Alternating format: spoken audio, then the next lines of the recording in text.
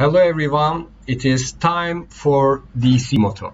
So DC motor, when you want a full circular motion and a continuous one, you need DC motor. And it is an electrical motor, and you can use this while building autonomous cars, or when you want a circular motion, when you want a movement where it is continuous and circular, you need DC motor. So basically DC motor converts again electrical energy to mechanical energy, and mechanical energy allows it to rotate. And I will show as you can see, there are different modes again.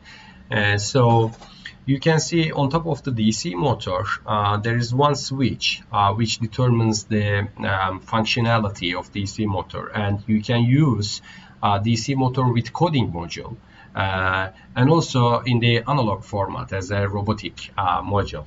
And the other switch, when you are using the DC motor in analog format, the direction of the rotation can be controlled with the other switch in the switch at the right one.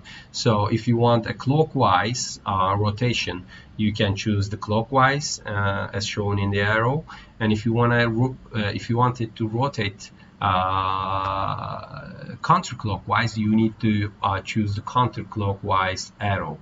And as you can see, there is another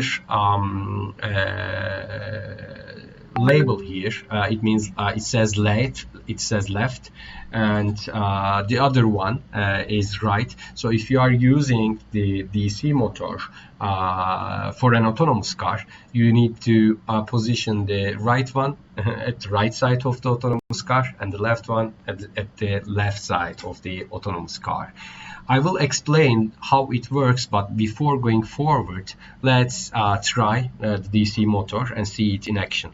And if you are using it without a coding module, make sure that you choose the switch in the analog mode, not the coding one. So I choose the analog mode, and once I connect it and give the energy, I will see it rotating.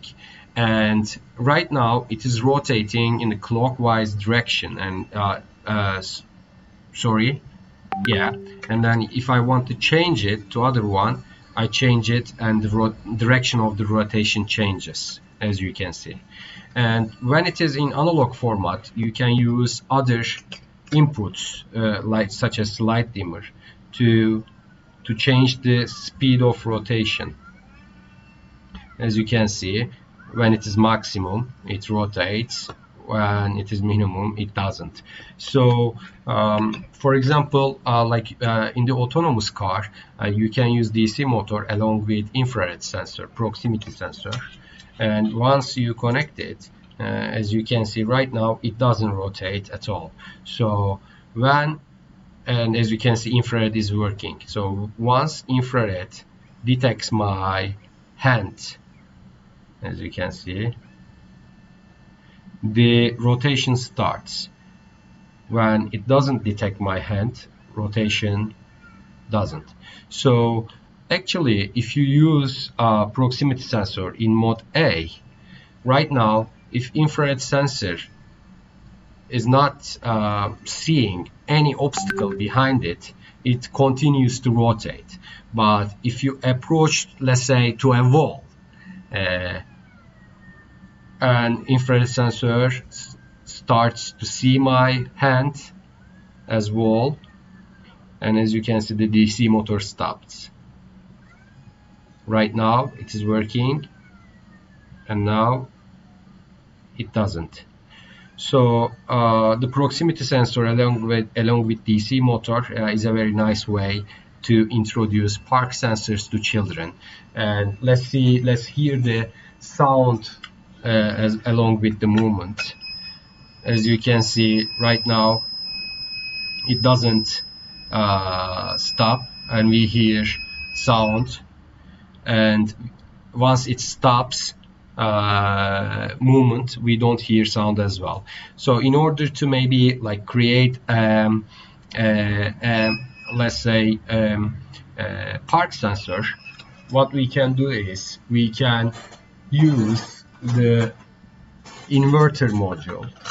So as you can see, we have a rotation right now, and the buzzer is not working because we are using inverter. So inverter converts the signal to opposite one. So until here we have 5 volts of energy and signal 1 right now, and inverter converts the signal 1 to 0.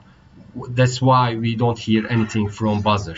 But once I approach to proximity sensor with my hand,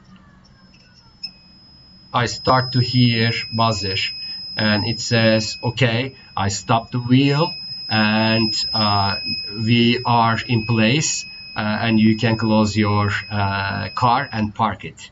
So it's a very nice way to introduce movement. And how it works basically, as I mentioned, with electrical motors. So inside the electric motor there are magnets, and there's copper wire called coil. So copper wire is in the shape of coils, and when you give the electricity moves inside of this copper wire, which creates magnetism. So these electrical motors used